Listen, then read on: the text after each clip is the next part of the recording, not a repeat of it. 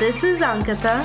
And this is Nalini. And you are tuned in to Prickly Pears, the podcast where we celebrate uninhibited opinions. And as you've probably discovered, season 2 is all about purpose. So, we have a very interesting guest with us today, Nalini. Tell us who is on the show. I don't want to even say her name first. I want to say that she's a human inspired. That's what we're going to talk about today anyway. But she's an old friend and colleague of mine, Neha Molugu. She's a human inspired who's now just moved on to an entrepreneurial debut after 10 plus years at companies like Google and L'Oreal. She's gone to the best schools in the world at SRCC, at INSEAD, has lived across India, born and brought up in Hyderabad, moved to Paris, then New York. Then she's been doing some very interesting stuff all over the world. But I will stop there. And Neha, welcome to the show. Would you like to add anything to your intro that I missed? No. Thank you so much. Thank you so much for having me here. It's such a honor, to be here talking to you about my journey. And it's also so nice to see you after so many years. And that introduction was perfect. Tell us a bit about your journey so far. Like, how did you go from being, what do you call yourself? I forget. I always say I used to be an insecure overachiever, having gone to all these big schools like you mentioned and having worked at all of these big companies, never really understanding where the insecurity even lied. Probably to go back and talk a little bit about my journey. So grew up in Hyderabad, primarily in a very Indian family. And I think that's where the overachiever bit comes in, where, you're conditioned to always, be the topper in class, like go to the best schools. After you go to the best schools, go to the best companies.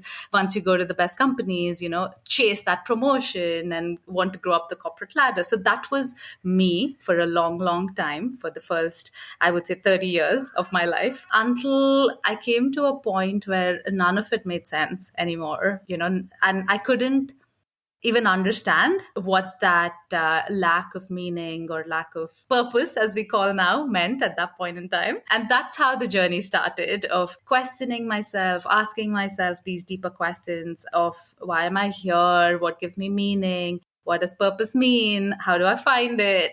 And it's been a very long drawn process. I would say it's taken me about like 6 to 7 years to come to where I am today, with a lot of self-discovery, lots of experimentation, lots of mistakes, I would say, but that's part of the journey. And today what I do is very different from what I did at Google or L'Oreal. I curate holistic growth experiences for women to, in fact, enable them to find answers to a lot of these questions that we're talking about. So I would say the switch from marketing, especially digital marketing, to curating retreats happened over the last 6 to 7 years, having found all of these answers and moving beyond that insecurity. So now I would say, it's no more, even the concept of overachieving or high performance definition is so different for me from what it was earlier. And the insecurity is, you just peel it layer by layer, and it's no more wanting that external validation to fuel my insecurity, but really coming from within. I have so many questions for you, Neha, and a lot of is prompted by your introduction for yourself, because I can relate to some of it, but I'm going to stop myself from asking you 10 questions at once. I'm going to start with one. Is there a particular moment or incident that triggered your self-reflection and the search for meaning or purpose? So I would say it was a series of moments. It wasn't a specific moment. So basically, there was, a day in Paris when I was going to work, waiting for the metro. And I was like, is this it? Is this it? Like, is there more to life? Like, I wake up, get dressed, take this metro, go to work, do my work and come back. Well, I was just like, there must be more to life than this. So that was one of the first few moments. And then with that started these series of moments where I wasn't feeling fulfilled, where I got that external recognition, but still wasn't happy, couldn't really understand what it was. And then went through this entire phase of asking myself this question, but feeling extremely depressed because I couldn't find an answer. And I would say it was a phase. I wouldn't say it was one single moment. It was definitely a phase of constantly being in these situations where nothing felt happy to me or nothing felt meaningful. And that's what sparked the deeper self-reflection exercise. And would you say that today you found your purpose? I believe I found it. Yes. So before I answer that question, I think the way I see purpose is also for me personally over my journey, I've realized that there is outer purpose of how we want to impact, how we want to show up in the world. And then there's inner purpose of how we show up for ourselves. I believe I have found my inner purpose at, at the core of it is for me, it's just about being present and joyful in every single moment. And that's the journey of my inner purpose.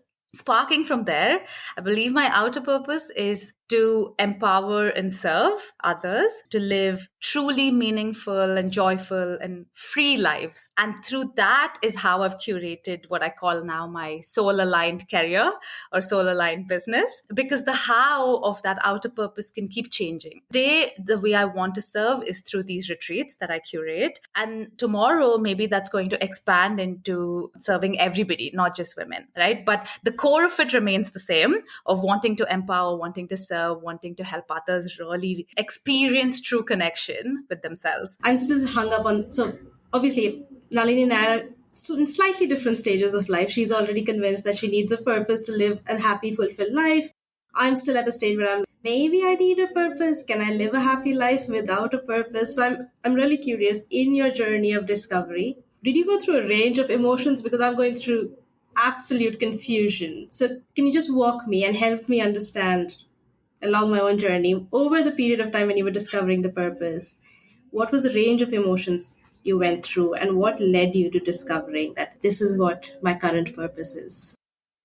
Yeah, I completely resonate on the range of emotions. So I would say I had 3 phases. Okay, so the first phase was the discovery phase, and the primary emotions in that phase were extreme frustration, confusion, not knowing how to navigate it.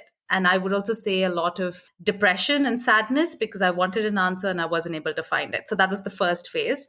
And this phase also included a lot of, I would say, the eat, pray, love setup of travel, searching through people, through conversations, also, wanting to talk to other people who have navigated, this journey for themselves and ask those questions. But really, it was a lot of just discovery tools. And one of the tools that helped me in that phase was the Ikigai book, the workbook that comes with like the framework of Ikigai. So I sat with it, really tried to answer as many questions as possible. Then from there, I started my second phase, which was the experimentation phase. So the experimentation phase was really rooted in, okay, now I've come to like these 10 things, that I could do that maybe is my purpose. I don't know. I have no clue. But maybe I need to just do like quick experiments to see if this really makes me happy. Does this really give me joy? Or am I just making this up in my head? And I had to be brutally honest in that phase with myself. So the primary emotions in that phase were really like curiosity, and because my spiritual practice was already kind of strengthening, I was a little bit more patient than I was in phase 1. You know what they say about trusting the process? I'm like, okay, I'm going to figure it out. Let me just be patient and experiment. So I tried to figure out like very easy ways to experiment things. Like for instance, I worked with somebody who had a children's book startup for a little bit because one of my, Ikigai like outcomes was maybe I work with children, in terms of empowering them. I tried it and I'm like, okay, not my thing. Then I tried piloting with wanting to become like, an MBA coach. Not my thing. Like, again, I'm just like, okay, it's not really figuring out quick pilots without a lot of investment. And then finally, I came to this place where I'm like, what really fuels me is travel. What really fuels me is connection with other people and having that like one-on-one conversation. What really fuels me is experimenting with, just like constant personal development. So I'm like, can I club all of this and curate a retreat? I would say in the largest scheme of things, maybe it's still an experiment. I don't know. But now my emotions, my strongest emotions are ones of joy, ones of curiosity, but not expecting, not being rooted in the outcome, but just having fun with it. So joy and fun, I would say, are the primary emotions now. To say, okay, I'm just going to try this and see what happens. So from phase 1 to phase 3, the range of emotions was really the full spectrum. What I mentioned in like the phase 1 of frustration and anger and sadness and stuff, that is still there today, but it's not in the same scale as it was in phase 1, because there's a larger understanding of things will work out in one way or another. Things will work out. You just do what makes you happy in any given moment. I have a very tactical question to this, because a lot of our listeners sometimes, when they see or read about things like purpose, it's always either like super high level, which is it has to be spiritually driven, etc. But nobody talks about the actual dynamics of it. Like, you were in jobs in different countries, and then you were suddenly experimenting with stuff that probably did not pay you as much as your fancy jobs. Like, how did you plan that? Or like, how did you convince yourself or change your lifestyle? Like, what did it take? That was exactly my question. Like, how do you fund your experiments? So I started this questioning process while I was still at L'Oreal. So, the questioning started where I was in Paris office and I still had a job, right? Like, I had this income, and my first experiment was actually thinking that I needed to move to New York, with my L'Oreal job. So I'm like, cool, maybe this is my purpose, right? Like, maybe I just needed a switch. So then I didn't really have to worry about my funds or, the experimentation, how I'm going to pay for my travels or the many retreats that I attended.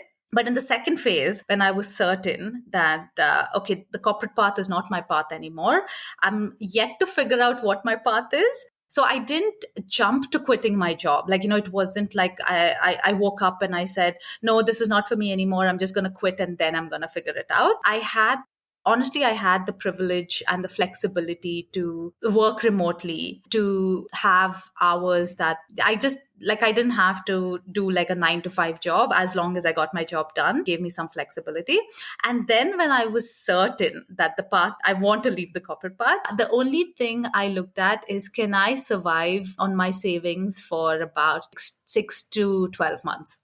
And how much do I need to survive? And how much do I need to just be content, not live this like super luxury, extravagant lifestyle? So maybe then, like, what life choices do I have to make? One was like, I need to move to a cheaper place. I couldn't afford living in New York anymore. The second was, now, like, do I want to pay rent or do I want to go live with my parents for a little bit? So I save on that kind of money. So I made a list of what kind of switch I need to make in my lifestyle and my experiments and all of that stuff. How much money do I need per month? And that's when I decided to say, okay, like, I'm leaving now. Like, I'm leaving the corporate world now. It just gave me a little bit more confidence to moving in with parents. That's like, you cannot talk about Indian offspring without talking about how they convince their parents to do anything, like for you to do anything, right? For foreigners, obviously that's a very different concept than what it is for us, that we need to take our parents on board when we make these life choices. So how was that for you? So I didn't tell them I quit my job when I did. I just decided to do it. And they came to visit me in New York, because also I didn't want to have this conversation over the phone. And I'm like, okay, they're coming anyway, so I'll wait until they come. And then, they were at my apartment and they were like, I was like, okay, I have something I need to tell you. So I don't work at L'Oreal anymore. I put my papers down. And their initial reaction was of shock, of course, not understanding why I would take a decision like this. And the second, like you said, is, how could I take a decision big by myself? Why didn't I consult them? And then they couldn't really understand, what is this, like, retreats you want to do? What, like, you just want to travel? You just want to, like, how are you going to make money? Like, you're at an age, I was 32 then, and they're like, now who's like, what do we put on like your marriage profile? What do we tell people about what you do? You're in such a high paying job, why would you do this? So complete like shock and non-understanding. But I think with time, they've really started to see me happy, and they might not understand it, but they support it. Sometimes they just ask me, okay, how's work, how's business going? So for me, it like shook, like I keep saying my jaw dropped, because I never expected them to say things like give it your all, you owe it to yourself, and try with like everything you've got. That was also a process and a journey. But I think the more you are yourself with your parents, the more you see they come around little by little, because you're showing a completely authentic version of yourself. And I've realized that some of the fears that you have, you underestimate them, but sometimes they might just have the answer. So for me, it was definitely a process of underestimating them. Are you convinced that this experiment is working? And what convinces you? Is the financial aspect stable now? What convinces me is actually I would say it's like a really deep fulfillment in what I do, beyond the financial aspect, in fact. Like, so that's why I'm convinced that, okay, maybe the experiment is moving on the right path or in the right direction. The financial element is, yes, it still kind of fuels me. I'd be lying if I said, oh, like I'm not doing this I'm not doing it for money, but it's still a factor that plays into the larger realm of things, right? I would say I'm at a place where I am breaking even, haven't lost anything, like turned over a small profit, but not at a place where I would say, okay, this is super successful financially. This is like a multi-million dollar like startup. I'm not there, but I think that confidence in yourself of, okay, now if you're being extremely intentional of, do I want to be making the same kind of paycheck as I was at L'Oreal? Sure, but maybe not like a year into like launching this, right? So then I'm like also trying to figure out, like I said, that deeper purpose of wanting to serve, wanting to empower, you can do in many other ways too. Taking on like consulting gigs on the side to fuel myself, right? Because there's my savings, which have been my primary source of like survival. But then I'm like, okay, what are the other mediums that I could look at that make practical sense? Could it be a one-off like project with somebody whose mission I also believe in, or could it be a consulting gig, or could it be, in fact, like on my website now, I have like a coaches collective. So the different coaches that I've worked with who are looking for people, like, who are looking for help with marketing. And I promote all of these retreats, the traffic coming in. So I have a partnership with them to say, anybody who signs up through this, right? Like we kind of work on a commission model. So that way it's almost like passive income. There is that element as well of like, how can you create passive income channels that are in alignment with your purpose versus being like stuck on just one way to do it. I think the how can keep changing, but the why is the same. How old is Anara? It's a year and a half. Okay. I want to take a minute to celebrate the win. Breaking even in a year and a half is not a small deal. So a big applause to you. It's absolutely amazing. Thank you so much. Okay, I need to drop. I'm going to run out of here. Nalini, all yours. Thanks, Ankita. See you soon. Neha, what you were saying about feeling that passion when you do something without even like the money driving you, that's something like few of our other guests have spoken that, you don't push that one thing that fuels you into each and everything. Like it can't be the only thing making you money. And like, that's why I want to reiterate to my listeners that this is something of a recurring theme that even while shooting this season, I was talking to my mom who had switched careers like very early on in life from being a primary school teacher for like 15 years to owning a beauty salon when she never underwent beauty training because she was just so passionate about making people look beautiful. And like even now in her 60s, I see her, because I was in Delhi recently, I see her like standing for 4 hours with arthritis, like doing people's makeup, knowing that she does not need that money to survive in retirement. But the fact that something like this has been driving her, like it totally, and she said the same thing, like I don't do this for the money, I just love it. Otherwise she won't walk like 5 kilometers, but she stands for 4 hours to do this. It's so interesting to see. It's not, it doesn't depend on age, on anything. Like if something drives you and fuels you, it just does. Wow, like what an inspiring story. In the same theme, right? It's, I think when that in the motivation and the passion comes from within, we also live in like a time where access to information is super easy. Being able to learn a new skill, I think, is not very difficult in this time and age, but it is finding that inner fire, right? Like it is finding that passion and just feeling like I can do this, I got this and I love it. And then you figure it out little by little. And of course, having the right people around you makes a big difference. Because yes, like, you found that inner fire and you want to do it and you want to do it all, but the right people help you navigate what is the best way to learn a new skill, or where do you start. I think where do you start is another big question when you're on this journey of wanting to make a switch, or you found your purpose. That also helps. I personally worked with a lot of coaches who helped me navigate the journey.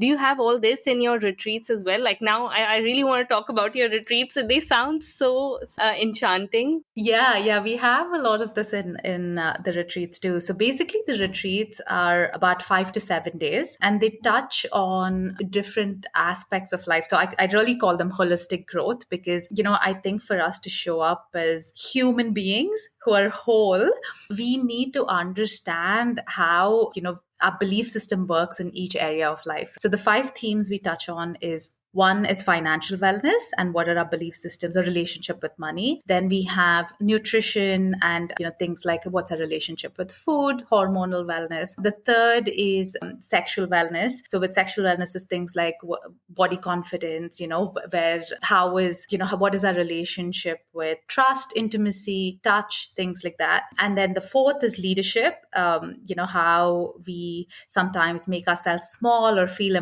like imposters, and how do we overcome that. And the last and the foundational element is just the spiritual foundation of tapping into our connection. So everything we talk about, purpose and alignment and what gives us joy, because without that, any of these elements don't really make sense. Because I can come in and teach you how to follow a diet, but if you don't understand your relationship with food or what your values are with food, it's not sustainable. So the retreats touch on all these elements, and of course there's a lot of adventure and fun because it's very experiential, the learning. It's not sitting in a classroom and somebody teaching you, and it happens in different destinations, because travel is another part that I have found in my own journey that really fuels self-discovery and connection like no other, right? Because once you disconnect from your environment and then you go explore another part of the world by yourself or with friends, it opens you up to the world of possibility. You're like, oh, I thought the world was so small, but now I can do this also and this also and this also. So the retreats touch on like all of these different elements to then come out and show up as the person you're meant to show up. That is not rooted in external validation, but that sense of fulfillment and the sense of self is so strong that then you find the confidence to walk the path that you want to walk. So that's the retreat for you in a nutshell. And we have a few coming up. We have one in Hyderabad in March, and then we have a few international ones coming up in Greece, and then one in Kenya towards the end of the year. Oh wow. And it's for like global people from all over, or is it? Yeah, it's for people from everywhere. Right now, they're focused on women, and largely like women leaders, entrepreneurs, change makers, women who usually don't take the time for themselves, or anybody who is also on a phase of navigating change. So, in life, I also feel we're not usually prepared to navigate change very well, be it, becoming moms or relationship changes like marriage or divorce or job change or a big promotion, or even like dealing with the loss of somebody. These things, I think we're not always equipped to deal with by ourselves. So the retreat also enables somebody who's on such a phase. Yeah, and I've seen your, the photo shoots that you guys do on your retreats, the goddess photo shoot. Like you post photos in the beginning of the retreat, and then in the end, when like I can, even in the photos, you can see the person being so much more confident in themselves. I mean, for people who haven't checked out the Instagram, they should. Okay, so including me and Ankita, like if we have to come on your retreat, is there something that you can offer our listeners for your upcoming Yeah, retreat? yeah, absolutely. I've actually just created a code with prickly as the discount code. So the code is 10% off for any retreat you want to come on. And then I always say that, money should not come in the way of your healing. So if there's anybody who wants to come and feels like they need any kind of payment plan, or you feel that you're not in a space right now to afford it but really need the experience, just reach out to me. We can always work out a way to figure out the finances, because on my own journey, when I was in a really, really shit place, some of the people who showed up for me and helped me changed my life. And that is the intention with which I curate these retreats. So if there's anybody who needs it, please just reach out to me and we can definitely feel out a way. And for anybody else, the code is prickly. That anyway gives you 10% off. And Thank you. Thank you so much for that. And I'm sure like a few of us would end up turning up at your retreat sometime soon. And thank you for paying it forward to people who cannot afford it. I think that's the whole point when someone's doing it for the purpose and not for the money. But I know Ankita's not here to be the timekeeper, but I know that she would frown at me by now because we are at time. So thank you so much for joining us today. And it was such a lovely chat having you here, and hopefully see you soon at one of the retreats. yes, thank you so much. This was so much fun. And thank you for having me, really. This was so great. No, the pleasure was so mutual. And with that, we're out.